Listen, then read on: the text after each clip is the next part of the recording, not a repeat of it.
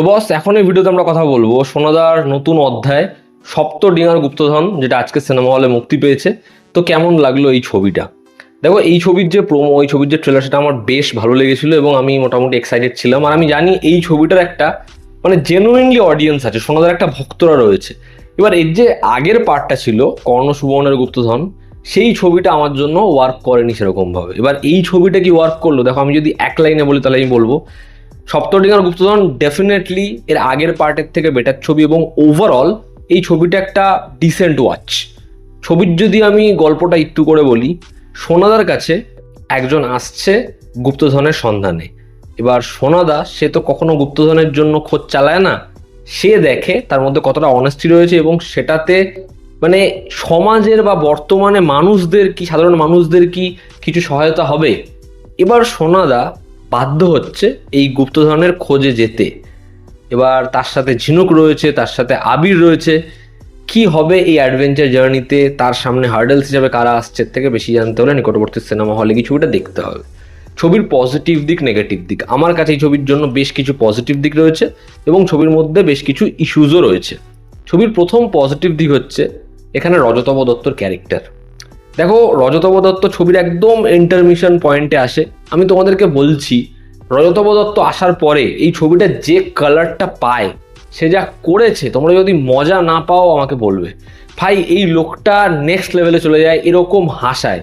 তার একটা নাচের পোর্শন রয়েছে, গোটা হল খিলখিলিয়ে হাসছে, যেন একটা আউট অ্যান্ড আউট কমেডি ছবি দেখে তারা লুটোপুটি খাচ্ছে। ইভেন আমি বলছি আমার কথা, যে আমি রজতব দত্তের ফ্যান হয়ে গেছি ভাই, এই ক্যারেক্টারটার ফ্যান। তার এরকম স্ক্রিন প্রেজেন্স, এরকম ভাবে সে জমিয়ে রাখে, তোমাদের তাকে ভালো লাগবেই। আবির চট্টোপাধ্যায় অ্যাজ সোনাদা, আবির যেরকম ভাবে নিজেকে ক্যারি করেছে, যেরকম আবিরকে দেখতে লেগেছে, যেরকম তার শার্পনেস, আবিরকে ভালো লাগে। আবির সত্যি ভালো কাজ করেছে। সাপোর্টিং কাস্টে যারা ছিল সবাই নিজের জায়গায় ডিসেন্ট কাজ করেছে, তাই ঈশা হোক, অর্জুন হোক, প্রত্যেকে। এখানে কৌশিক গাঙ্গুলিও নিজের জায়গায় ঠিকঠাক কাজ করেছে। তবে এখানে একটি ছেলে আছে যে খালি লে পচা বলে, এবং তার সাথে রজত দত্তের একটা ছোট্ট ব্যান্টার আছে, তার পারফরমেন্স ভালো লাগে। তো ছবিতে পারফর্মাররা ভালো কাজ করেছে। সেকেন্ড হচ্ছে, এই ছবিটা সেকেন্ড হাফে একটা ইন্টারেস্টিং ওয়ে ধরে, এবং যেরকমভাবে গুপ্তধনের খোঁজটা আসে, যেরকমভাবে একের পর এক জায়গা পার করে করে, স্টেজ পার করে করে সোনাদা যায়, সেটা দেখতে মজা লাগে, ইন্টারেস্টিং লাগে। এবং ফাইনাল যে সেট ডিজাইন, আমি এআই এর পোর্শনটা বাদ দিয়ে বলছি, সেটাকে যেভাবে ক্রিয়েট করা হয়েছে সেটা ভালো। যেভাবে তারা সুন্দরবনটাকে দেখিয়েছে, এক্সপ্লোর করেছে, যেরকম লুক অ্যান্ড ফিল, সেটা বেটার। ছবির ব্যাকগ্রাউন্ড স্কোর এবং ছবির গানটাকে যেভাবে ব্যবহার করেছে, সেটা দেখতে ভালো লাগে। ছবিটা না, যেহেতু 2 ঘন্টা 15 মিনিটের ছবি, ছবিটা এঙ্গেজিং।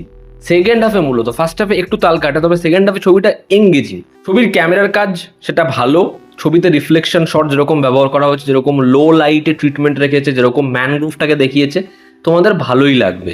এরকম ধরনের ছবির ক্ষেত্রে স্ক্রিন প্লে শুধুমাত্র টাইট এঙ্গেজিং হলে হবে না, যেরকম ছবিটা এগোবে না, যেহেতু ট্রিজারেন্ট রয়েছে, যেন এটা না মনে হয় যে ভুড়ি ভুড়ি জ্ঞান দিচ্ছে।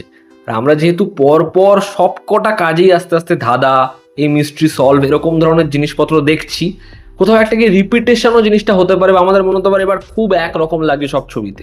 সেটার থেকে একটু আলাদাও করা, অডিয়েন্স যেন, তারা যেন এসে মনে না হয় যে প্রচুর জ্ঞান দিল, যেন মজাটাও থাকে, সেটা ব্যালেন্স করতে হবে, যেটা সেকেন্ড হাফে ছবির ক্ষেত্রে মোটামুটি ঠিকঠাক ব্যালেন্স হয়েছে।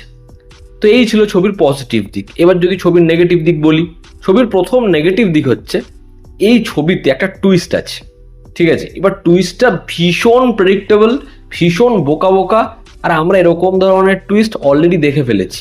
এবার আমরা যখন সোনাদার কোনো একটা পার্টে এরকম ধরনের টুইস্ট দেখছি, তো সেক্ষেত্রে বারবার একই ধরনের টুইস্ট ব্যবহার করা কেন? আর অ্যাটলিস্ট যখন একটা ক্যারেক্টার বলছে, আমার ডাউট হচ্ছে, অডিয়েন্স এখন অনেক শার্প, তারা অনেক আগেই ধরে নিয়েছে কি হতে পারে, তো সেটা সারপ্রাইজিং ফ্যাক্টর হিসেবে একেবারেই কাজ করছে না। ছবির ফার্স্ট হাফে যখন একের পর এক ইনফরমেশন আসছে, যেরকমভাবে জিনিসপত্রগুলো আসছে, কোনো ব্রিদিং স্পেস নেই।